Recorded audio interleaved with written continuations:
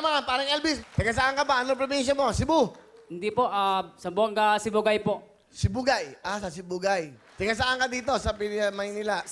Sa Baliwag, Bulacan, sir, nag-aaral po ako, Kuya Will. Anong pinag-aaralan mo? Ano po, college po, OMT po, Office Management Technology po. Ah, asan mga magulang mo?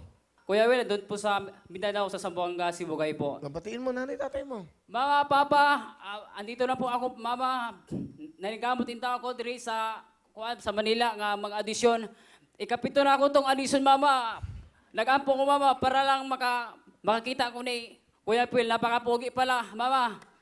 Okay, ikapito mo ng audition sa Wawawin. Opo. Ngayon ka lang natanggap. Opo, pangwalo na po, Kuya Will. Pangwalo na. Opo, kasi baka naano sa God po na... Naawa na sa'yo. Opo, ano? naawa.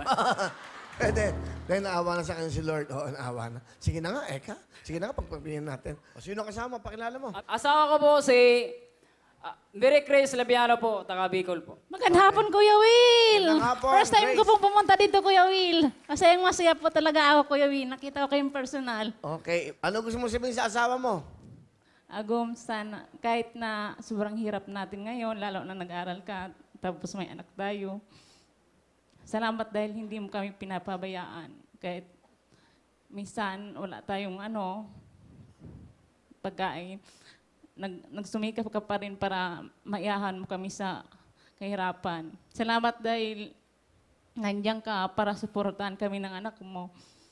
Sana makapagtapos ka ng pag-aaral para matuwa yung magulang mo rin dahil yon ang pangarap din ng magulang. Thank you sa lahat-lahat.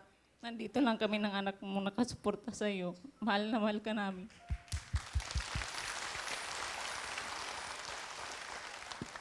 Agom, alam ko naman na napakahirap natin. Kahit bata pa tayo ng asawa, baka tadhana na natin sa atin. Andito lang po ako, Agom. Magsikap po ako at mag-aaral.